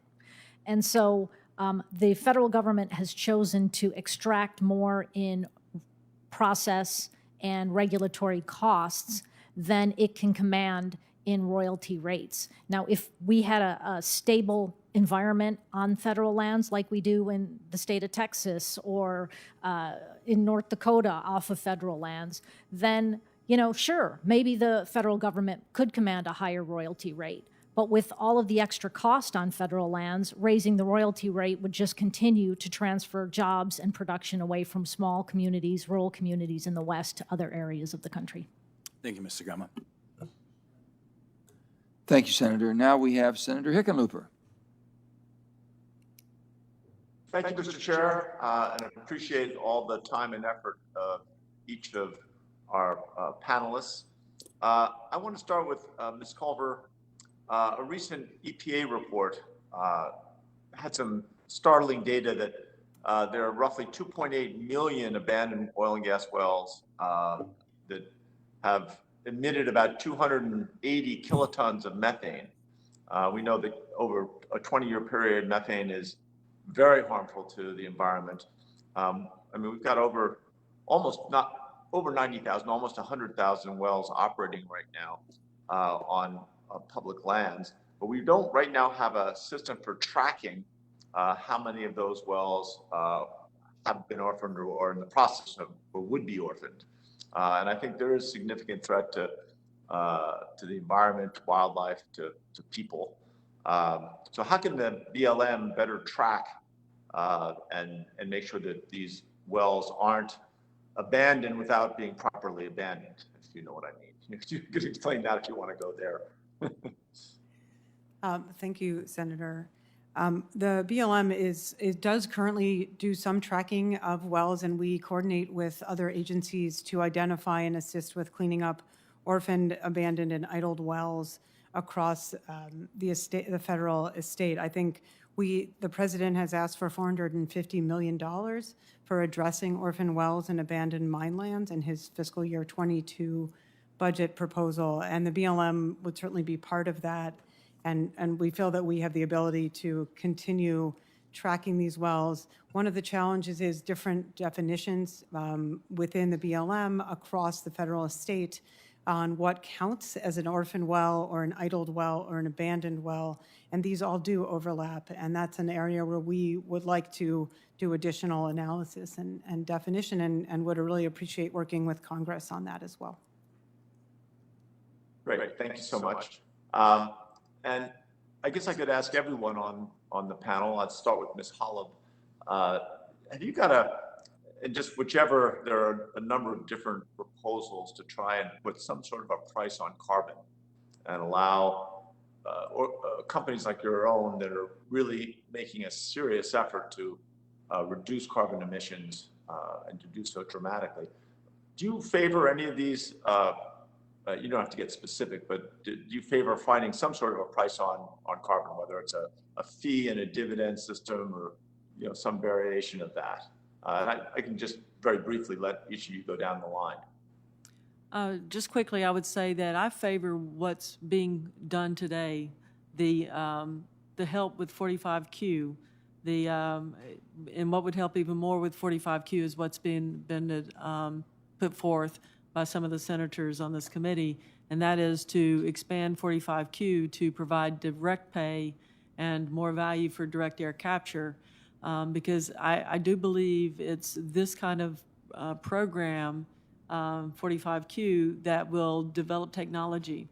A price on carbon would come too late for us, and a price on carbon will be built by the market in time. But today, to have the incentives in place that enables us to advance this technology and to advance it faster than waiting on a price of carbon or some carbon tax. So we like what's happening today with 45Q, and I think that it will help us to commercialize the technology for others to adopt. Anybody else want to chime in? Thank you, Mr. Chairman, Ranking Member, Senator Hickenlooper. Nice to fly back with you yesterday. Wyoming, what I would say is very much along the lines of what Ms. Hollub just mentioned. The concern that I think our state has is that the price of carbon be durable and that it be a market truly established between a consumer and a producer. And by that, I mean that we have a marketplace that functions and is incentivized, that allows people to properly price for agricultural work that's done to sequester carbon, for things like carbon capture and sequestration, and is not sort of rooted in administrative policies that can come and go or buying absolution. It really should be in direct carbon capture, and there should be a price associated with it. Great. I'm unfortunately out of time, I can see, so I will yield my time back to the chair. Thank you. Thank you, Senator. And now we have Senator Langford. Mr. Chairman, thank you very much. Thanks to all of you for your testimony today. Ms. Culver, I want to get a chance to sink in a little bit more on this letter that went out from the Department of Interior on March the 19th. You referenced it before to be able to talk through. Help me understand, just to clarify on this, no decision can be made on the field office without reaching out to the Assistant Secretary. They have to be able to review it first to be able to come back. Is that correct? The way the process works is it's part of the regular reporting of what is expected in the field office. So, but the field office may not make a decision without DC actually signing off on it. Is that correct or not correct? There's not a formal sign-off process. So this says the final decision for matters that have been submitted in accordance with SO 3395, but for which you have not received a final Assistant Secretary of Land and Minerals decision, you may not proceed without approval without the Assistant Secretary of Land and Minerals. That's in the reminder section at the end of it. And then it walks through at the very beginning of it in saying for review prior to taking final action on the matters or publicly announcing decisions. So before they can publicly announce the decisions or before they can take final action on anything, it has to come to the Assistant Secretary and they need to wait. Is that correct? So the language at the end that you started with related to decisions that were already in the queue at the time that that order ended. So when Secretarial Order 3395 ended, there were some decisions that were already in the queue, and we felt that there was clarity needed on what to do with those. Right. So they can't make a decision on those. That has to wait. The earlier decisions that this letter supersedes also states to them that they can't make that decision in the field office. It has to come to the Assistant Secretary's office. There's just a yes or no on it. It's a regular course of business review, Senator, so that the Secretary's office has an opportunity to inquire if the Assistant Secretary would like more information on those topics. So in the past, the field office could make decisions or could not make decisions? In the before that? past, in similar ways, the BLM has always provided a look ahead to headquarters and to the Assistant Secretary's office on upcoming activities so that there was an opportunity for review and to ask So the questions. field office could make decisions or could not make decisions without a sign-off in the past? There's not a formal sign-off in the past. There's not a formal sign-off now. But there's not a sign-off, but it's a don't make a decision until we tell you. The part at the end that you read only applied to questions that were So, already in the queue when I the get that, secretarial order but expired. it also applies at the very beginning of this letter. I'm not trying to be contentious. We're just trying to provide clarity. This is the question that everybody has, is what does this letter mean? This letter appears to mean Right. no decisions can be made in the field office until DC signs off.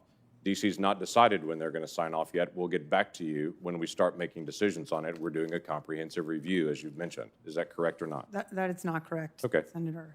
This is the way the BLM has operated before, under previous administrations and under this administration. So There are could the- regular updates provided so that if the Assistant Secretary or headquarters has further inquiries, they can make them. It is So not a could- formal sign-off, and Did that's the how. field office make a decision on a right-of-way decision in the past? Yes, and it would go up through an advisory process before it was finalized. So if there was a question, the regular reporting would provide that opportunity before it was finalized. So It's can not a field formal office make sign-off. can a field office make a decision on a right-of-way now? It's the same as it was before. If the right-of-way would be included in an update, if it met the categories Right. in that memo, So, then it would go through that. so help me understand advisory. what's different about, why is this memo needed then, if this is exactly the same as it's been in the past? That memo was necessary because of the end of Secretarial Order 3395 to indicate that there was no longer a formal approval process and to highlight the specific categories of actions that this Assistant Secretary's office would like to ensure were included in the updates. So every company should assume things now are functioning on leases, on right-of-way, on all the long list of approvals for permits here, exactly the same as it was in 2019. It's the same, no difference as it was in 2019. Each administration has a different type of information they want and different types of activities that they are looking at, but the process is the same, yes, for review. So, but you're saying there wasn't a sign-off in 2019, there's not a sign-off now. This, it's functioning the same now as it was before. The function of regular reporting with an opportunity to ask for more information is the same process that we were using before. Ms. Hollub, do you have any questions on the functioning of how things will operate on federal lands at this point that's different than 2019? I'm sorry, was that a question to me? Yes, ma'am. Well, I would say that a few days after the letter, 300 extension requests were sent in by our industry that I'm aware of, and not any of those have been approved yet. 26 of those were ours. These are sundry addition or lease extension requests that would have been pretty typical or routine in the past that have not yet been approved. So things seem to be significantly different than what they were before. This appears to be different to us. Mr. Chairman, thank you. Thank you, Senator. Now we have Senator King. Thank you, Mr. Chairman. Ms. Hollub, as you know, and I want to get on to some other larger questions, but a specific question. As you know, methane is a particularly potent greenhouse gas. As you know, one of the great sources of methane is fugitive emissions from drilling. The Obama administration put restrictions on that release. The Trump administration issued a rule to essentially lift those restrictions. We have a motion on the floor of the Senate, I think this week, to rescind the rescinding. You're nodding. It's a little. What's your company's position on that action?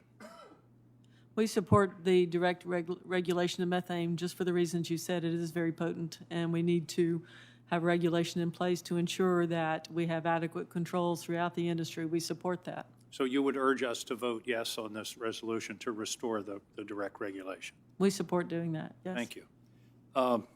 Ms. Culver, another sort of quick question, listening to these various exchanges. As I gather, there's no direct effect on revenues from leases because of the moratorium, because that's future looking.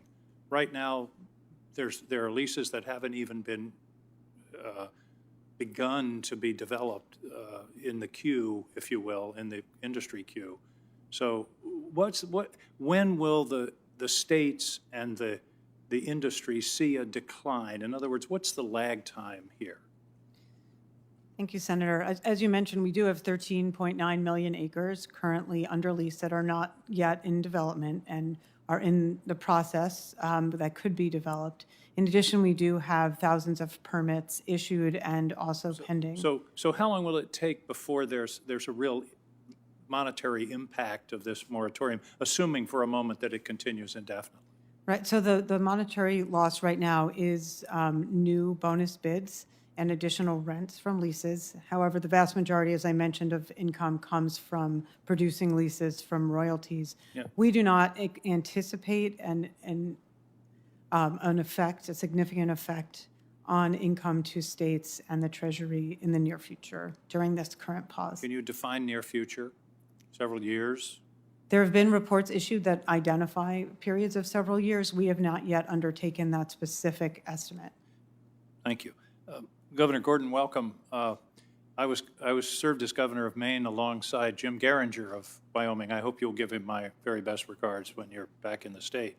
The jobs loss issue is really tough, and I understand that. I've lived through in my state some wrenching industrial changes, lots of jobs lost.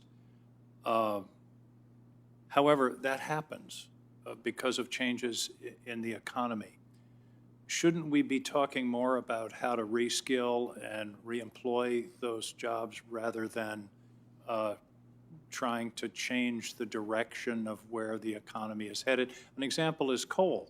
Coal has largely gone into a serious decline because of natural gas and the replacement of coal plants with natural gas plants. Talk to me about, and I really understand what you're talking about. Those are good high-wage jobs. But the economy changes. We had good high-wage jobs in Maine doing a lot of other things 50 years ago. We don't have them anymore. Well, thank you, Mr. Chairman, Ranking Member Barrasso, and Senator King. My mother grew up in Kennebunk when it was a shoe factory place, and there so were 30,000 jobs in shoes in 1970 in Maine. Now there may be 1,000. Absolutely correct. In Wyoming, we in fact have stepped up. I recently announced a new initiative which will tie the university to our community colleges so that many of our workers can upskill and get more certifications and more opportunities. All of these industries are evolving, and we want to make sure that our workforce has the ability to meet that. When we're talking about, quote, transitioning from coal to renewables, and this is something Governor Lujan Grisham and I... The major transition was from coal to natural gas. Your state benefited from that, and this guy's state didn't benefit. Well, thank you, Senator. What I would say is no matter what you do in energy, somehow you're going to do it in Wyoming. And so for us, we want to make sure we have a nimble workforce that can meet those needs. But what I will say that is important is that the pay for those jobs changes. There is not a one-for-one opportunity for jobs. This is something that Michelle Lujan Grisham, governor of New Mexico, and I have talked extensively about. How do we build that economy over time? And I think there are chances to do that. Doing something as extraordinarily draconian as we are with the policies of this administration doesn't give us time to evolve. I think that time is an important point, and orientation toward transition is important as well. Thank you very much, Governor. I appreciate your making the trip. Thank all of you for joining us today. Thank you, Mr. Chairman. Thank you, Senator. Senator Hoven. Thank you, Mr. Chairman. Deputy Director Culver, my question is for you. With the moratorium on leasing on federal lands, please tell me what the status of that is. Right now, we have a pause on leasing while we conduct a comprehensive review of the oil and gas program, looking at the fiscal aspects as well as the climate impacts. How long do you anticipate that taking? Right now, we are conducting the review. How long do you anticipate that taking? Right now, we are conducting the review. I don't have a specific time to give you. So last year, just in the state of North Dakota for 2020, Interior dispersed over $66 million in revenues. So what's the revenue impact on this moratorium going to be on the states and the federal government as well for revenues it receives from energy development on federal lands? Since the majority of revenue that we receive and that goes to the states comes from producing leases on royalties, we anticipate that looking at the amount of lands under lease, the amount of permits, the thousands of permits that have been issued, and the thousands of permits that are under consideration, as well as the leased lands available, we do not anticipate a significant impact on income in the near future. Well, but you just said thousands of leases under consideration. Thousands So if of those permits. aren't able to proceed, wouldn't that create a significant revenue impact both for the states and for the federal government? And the states share that revenue with the counties as well. Indeed, they do. And what I said was there are approximately 7,900 permits that are issued and available for use right now to drill and produce, and another 5,600 permits that we are considering to issue. So if imports, do you expect imports of oil to go up or down if we stop developing oil and gas on federal lands? That's not an assessment I've made, but I'd be happy to look into it for you. I'm sorry, could you say it? That's not an assessment that I have made right now. We will be continuing to evaluate the impacts of the program as the comprehensive review continues. So if we are not able to develop oil and gas resources in this country, will that shift production to countries like Russia and to Saudi Arabia and Venezuela that have lower environmental standards than we do? Right now, we don't see a slowdown on development in our country based on the 13.9 million acres of leases that have not yet been developed, as well as the 12.7 million acres that are currently being developed. So you don't think having a moratorium on leasing on federal lands will slow down development? That's your position? What I'm saying is, what I can tell you is the math and the facts that we have thousands of permits available for drilling and millions of acres of land that can be developed right now. Do you realize that if you were a mineral owner in North Dakota and you own the surface acres, but that if you share some of that mineral ownership with federal, with Interior, and Interior has no surface acreage, that your moratorium would prevent that private landowner from developing his mineral interests? I know that our pause does not affect non-federal acres or minerals, so private acres, tribal acres are not affected. Not tribal acres, but I'm talking about privately owned mineral interests, even where you have no surface acreage, but you have an interest as well, a partial interest in those minerals. You're preventing someone from developing their minerals. Do you realize that? Thank you, Senator. My understanding is our pause only affects the federal minerals. Okay, well then we should talk some more about that, because remember, mineral interest, you share mineral interest in some of these tracts based on spacing unit with other owners. You're aware of that? Yes, I am, and I'd be happy to talk about it with you further. Okay. To the Governor Gordon, what would you say is the impact of this moratorium in terms of lost revenues and so forth? Thank you, Mr. Chairman, Ranking Member, Senator Hoeven. It is dramatic. In my testimony, I mentioned a couple of those numbers, 5.7 million of that from lease sales alone, lease bonuses, et cetera, and that's significant in our state. I do want to mention that I want to compliment North Dakota and Doug Burgum, your governor, for their leadership on carbon capture and sequestration. But returning to the topic, one of the biggest issues that I see, and I see this because I serve on our Oil and Gas Conservation Commission, is as a field develops, issues like flaring become more important. We need to make sure that infrastructure can be built out to new development. If that new development is uncertain, the build-out probably doesn't happen. It doesn't allow us to capture the flares, and that is something that Wyoming has been particularly, and I know North Dakota as well, have been particularly aggressive in making sure that we don't see excessive flaring. Right, and that'll be my final question is, Governor, both in our state and your state, it's not just about producing more energy. Aren't we also putting the latest technologies out there to also garner better environmental stewardship? And that includes development on the federal lands, does it not? Absolutely, Mr. Senator. The technology has improved dramatically over the last decade or two. We can now drill horizontally, much better technology. It is much more expensive, and the capital at risk is much more of an issue. So having some dependability about how you're going to be able to develop those leases is absolutely essential.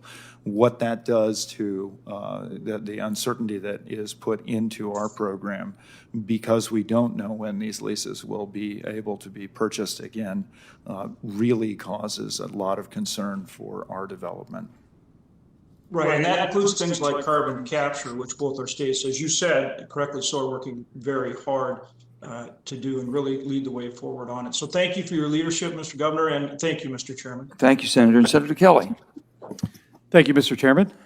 Ms. Culver, I understand that half of onshore oil and gas revenue collected by DOI is distributed to states, while the other half is intended to enhance federal conservation programs and western state water projects. Arizona is not an oil-producing state, but the natural gas extracted in Senator Heinrich's state and Senator Barrasso's states helps pay for the water projects along the Colorado River in the state of Arizona. If your review extends beyond this summer, does Congress need to prepare for budgetary impacts to the Reclamation Fund? Thank you, Senator.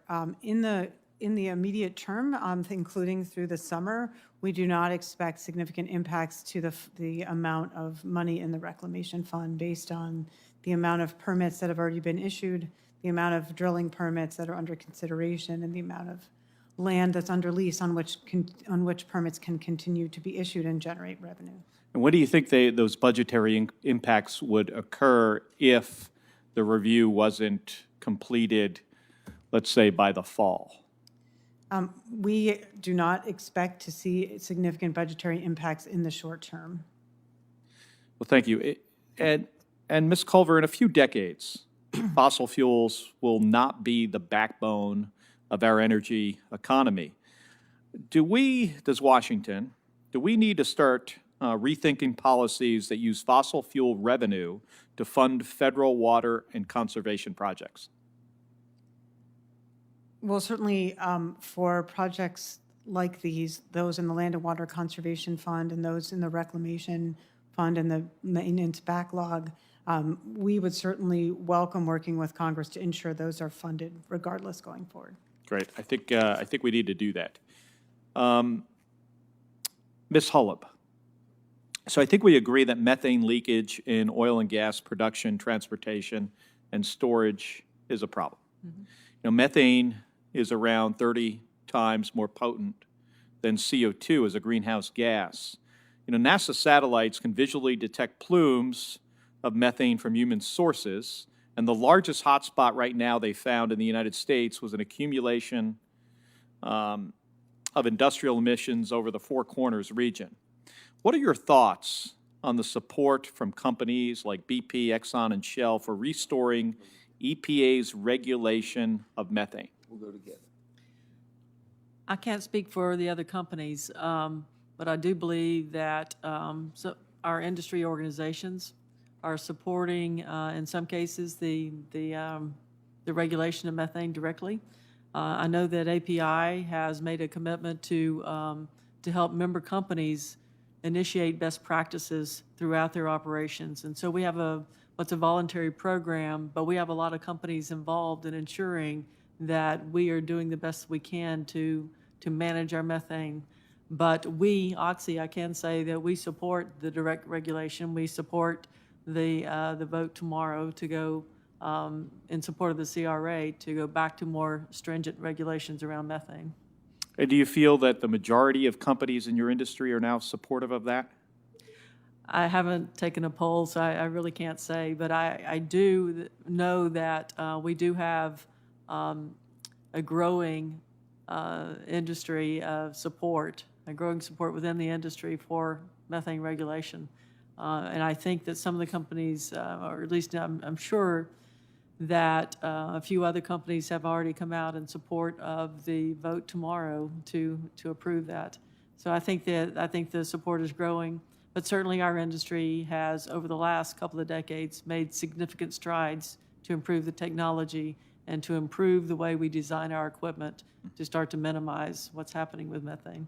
Well, thank you for doing that, and thank you for your answer, and I yield back the remainder of my time. Senator Murkowski. Thank you, Senator. Thank you, Mr. Chairman. Appreciate the hearing this morning. Ms. Culver, to you. National Petroleum Reserve. What is it in that title that was created back in 1923 under the Harding administration would suggest that this would not be an area that we would look to as a nation for petroleum resources? Thank you, Senator. Under the National Petroleum Reserve Production Act, we are managing that area under an integrated activity plan and are directed to consider both development of oil and gas and protection and conservation of other resources in that area. It's the largest single tract of federal land in the entire country.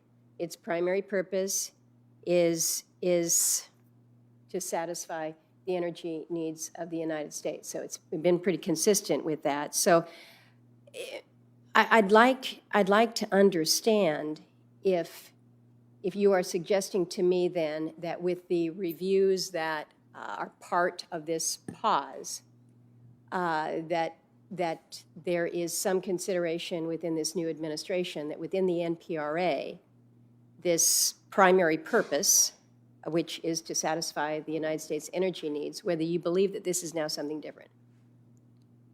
We have not made any such decisions, and we are conducting a review of the entire program. There is ongoing permitting for projects in the National Petroleum Reserve, Alaska. Understand that. So others have suggested that the pause has a chilling effect, to use Senator Daines' terms. I certainly believe that. I would ask you to, I've got 18 letters, Mr. Chairman, that I'm going to submit for the record, 18 statements of support for a particular project within the NPRA. You're probably well aware, the Willow Project.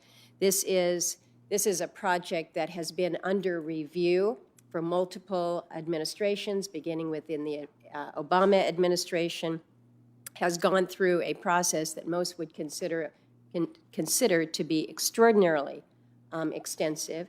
It has the support not only from the Native people, the Inupiaq people of the North Slope, but from our unions, from Alaska's shipping and maritime industries. The list is pretty extensive. And when you look through some of these letters, and it is because of not only the resource that it promises, but some 2,000 construction jobs, about 75% of them would be well-paying union jobs, $2.3 billion in revenue for the state, $7.6 billion in federal royalties, not insignificant. Today in Energy notes that oil production in Alaska reaches lowest level in more than 40 years.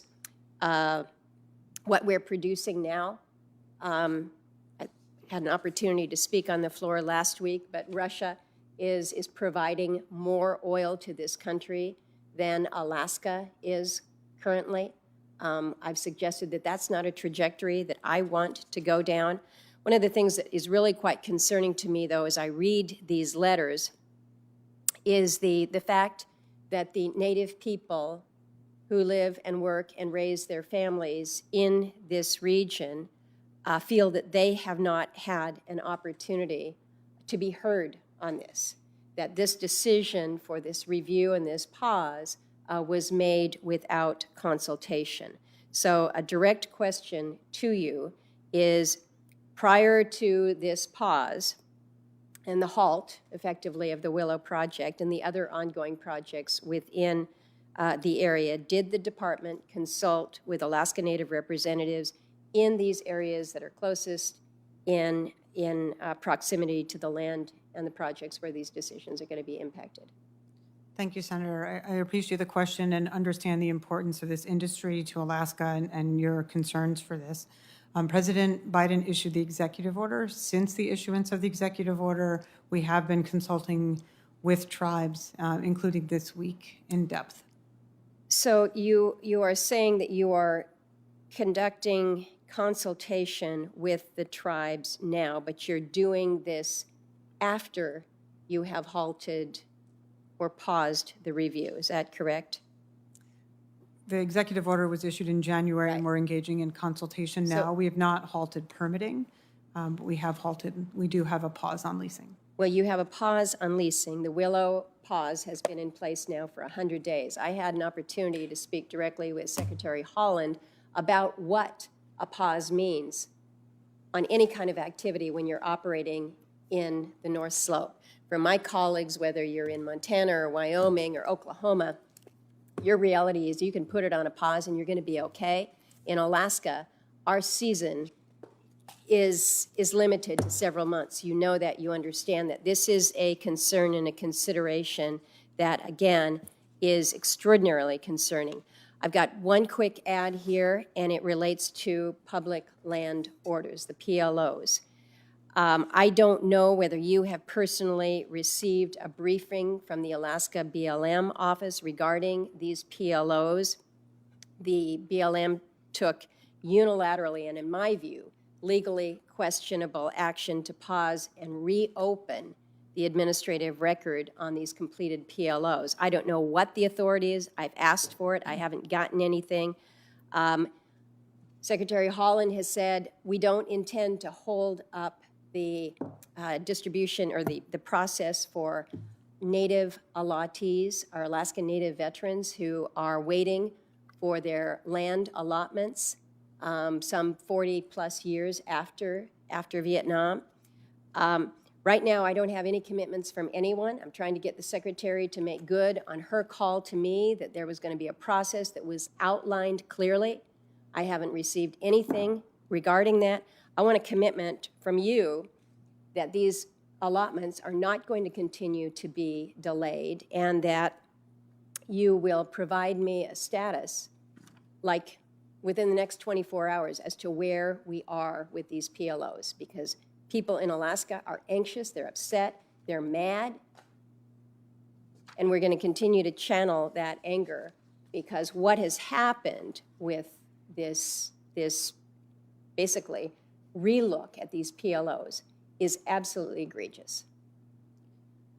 Thank you, Senator. I am aware of the PLOs, and I can commit to you that Did you talk to BLM Alaska about this? Yes. I have spoken with BLM Alaska. Ahead of the decision?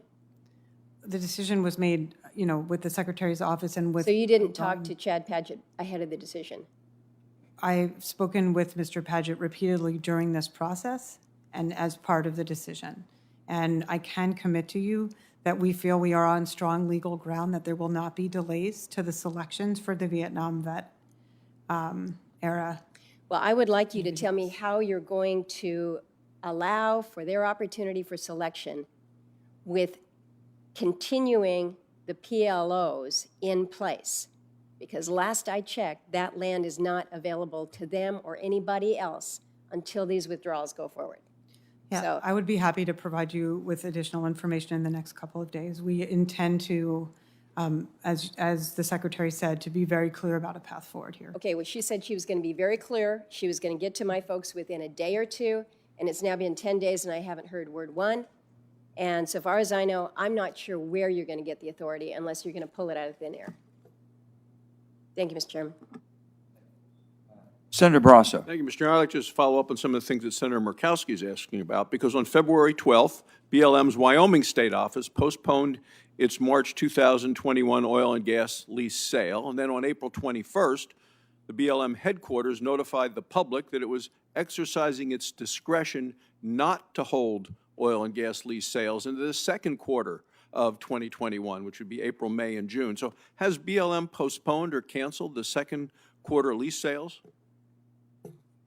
Yes, the second quarter lease sales are not going forward. Okay, so you've canceled them. Yes. All right. Will BLM reschedule these lease sales, and when can we expect that to happen? We have not made a decision yet regarding the third quarter lease sales. So lease sales, first quarter, canceled. Second quarter, canceled. Correct? Correct. All right. On March 19th, Laura Daniels Davis and a number of us have raised a letter that she has written in the past, wrote a memo. The memo mentions the department's 30 by 30 initiative, a plan to conserve 30% of federal land by the year 2030. Now, I'm having trouble understanding why this memo would even mention this 30 by 30 initiative. Is it the department's position that a staff memo can legally restrict or limit the rights of existing oil and gas leaseholders?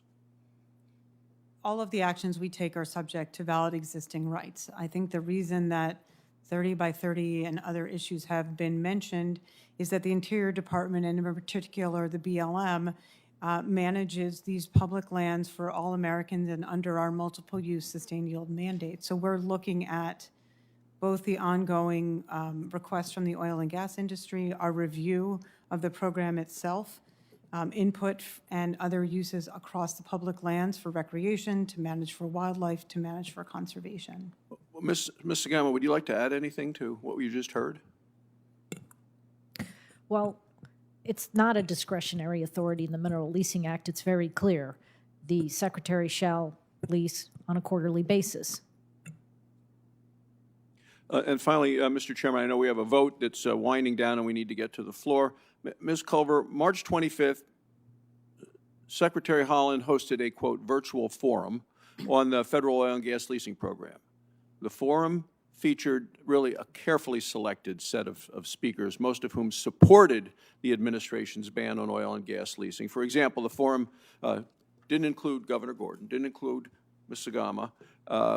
We are told that the department will use the forum to then write a report that will inform the Biden administration's decisions on federal oil and gas leasing, obviously putting a heavy thumb on the scale by excluding some and including others who are favorable to this. How does the virtual forum comply with the Administrative Procedure Act and other laws? The forum is part of an ongoing public process. We haven't started a formal process, but we did invite a number of representative individuals and organizations to speak at the forum. We explicitly have exempted ongoing discussion with members of Congress, state and local elected officials, and tribes, which is ongoing. Unfortunately for the forum, we could only have a few people and organizations from each interest group. In particular with the oil and gas industry, we were actually really pleased to have so many companies offer to participate in the forum, and we couldn't accommodate them all, as you noticed. But since the forum, we've been holding quite a few meetings with different trade groups and individual companies and have been continuing that conversation. I think you said you intentionally exempted. I'm going to think you intentionally excluded, so I'm going to ask Kathleen and then the governor to please comment on what you might have thought about that. Well, small independents definitely weren't represented at that stakeholder meeting, but I do appreciate that Ms. Culver is going to be meeting with us very shortly. Governor Gordon, any final thoughts? Thank you, Mr. Ranking Member. I think virtual forums are very difficult to get much public input in, and I appreciate the opportunity to have further conversations. But Mr. Ranking Member, I think really the challenge of having a limited audience really sets the tone, and to your point, that tone then carries forward. So I don't think it was a particularly good effort. Thank you. Senator Cantwell. Thank you. Senator Brasso, thank you. And I think the chairman is run to vote, as you are as well. And so I think it's me left here. So I'll ask my questions, and if anybody else shows up, I obviously will turn to them. Thank you for the hearing today to both Senator Manchin and Senator Barrasso. The issue of public land management and public policy on this is near and dear to my heart for a lot of reasons, but obviously because I love the outdoors and love the outdoor economy. But I also think it's critically important we get a fair return to taxpayers. Taxpayers deserve to look at our federal lands and the leasing of those federal lands and get a federal return. The Federal Land Policy Management Act requires the federal government to, quote, consider the long-term needs of future generations, end quote. So, given the looming climate crisis and the hundreds of billions of dollars in climate damage we are starting to accumulate each year, I think we need to face the fact that our public lands have an impact on all of this. And indeed, we need to get a fair return to the taxpayers. A 2018 USGS study found that the life cycle emissions from oil, gas, and coal pulled from the public lands and waters were equivalent to 20% of the total U.S. greenhouse gas emissions. And at the same time, a recent study from the National Academy of Sciences estimates the U.S. can store up to 500 million metric tons of CO2 per year through a mix of carbon-enhancing practices on cropland, grassland, and forests. So I appreciate the fact that we're having this hearing and the complexity of this issue, but as I said, I care a lot about the outdoor economy, and I care a lot about this issue. So, Ms. Culver, do you believe that the current royalty rate takes into consideration the full environmental cost posed on Americans from oil and gas development? And do you believe the 12.5 royalty rate adequately provides the taxpayers a fair return for development on mineral lands? The royalty rate was set over a century ago now, and certainly we have a lot more information we can take into account. The General Accounting Office has repeatedly identified this as an issue for the BLM to address, and that we could be giving taxpayers a more fair return if we looked at that. Well, thank you. I think according to GAO, as many as 99% of the bonds for wells currently operating on federal lands are insufficient.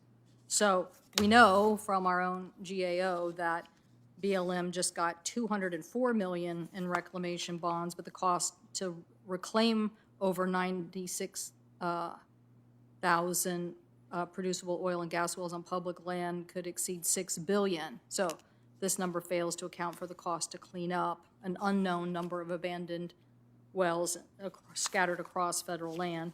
We know this in our state. We've paid attention to a variety of these issues on abandoned wells that emit methane, and the cost in the backlog of existing need is known. So, Ms. Sigama, a recent poll showed that 73% of the people in the West believe that industry should fully remediate sites when drilling is complete. Do you believe that taxpayer industry should be responsible for the cost of cleaning up those oil and gas wells? Well, under the current system, companies are responsible for cleaning up and reclaiming their well sites. So the number of the IOGCC, the Interstate Oil and Gas Compact Commission, estimates about 56,000 wells are currently abandoned, and that is a result of many wells that were abandoned before regulatory systems came into place, such as in Wyoming, which has been the law of the land for decades now. So there is definitely an ongoing problem of those pre-regulatory wells. But as far as current systems for ensuring that wells are not abandoned and that they are reclaimed, well, companies are already held liable for that. And the bonding is an assurance. And when a company does go bankrupt or another company acquires their assets, that acquiring company is responsible for any of those wells as well. So the current system, the current processes in place is ensure that we don't abandon wells and orphan them today. And that in that rare example, that companies are held liable. Yeah, you're reminding me these assurance laws, we've worked on them in the past. Trust me, I don't think they're sufficient, clearly on the land side, and should be to holding people accountable. Ms. Culver, what steps do you think BLM has taken to hold people accountable on the abandoned mine land program? And what else do we need to do in this area to make sure that we certainly have assurances for companies that go out of business? The BLM as you noted, that has standard bonding rates, which the General Accounting Office has repeatedly acknowledged do not cover the cost of reclamation. And we have learned over the years that when a mining company or an oil and gas company goes into bankruptcy, the funds needed for the cleanup of our public lands do not tend to get primacy. So it is certainly something we're looking at in our ongoing review. Yeah, I've been involved in 2 of these cases in the Northwest and basically had to make sure that we got the federal government to help intervene. Otherwise, the community would have been left with the refuse and the pollution and no resolution to the issue. And so these issues of the ability to get out through bankruptcy or acquisition or what, we shouldn't have to go to DOJ and to agencies to mandate that the cleanup happens or that the city and taxpayers aren't left on the hook. So anyway, well, thank you so much. I may submit some more questions for the record, but if we don't have any further witnesses, I thank all of our witnesses for being here today and for your testimony. I hope that we can get more out of our public lands and protect them at the same time, because I do think that this is the stewardship of our public lands from a revenue perspective, I think is very important to American taxpayers. So with that, I thank the witnesses. Members will have until close of business tomorrow to submit additional questions for the record, and the committee stands adjourned.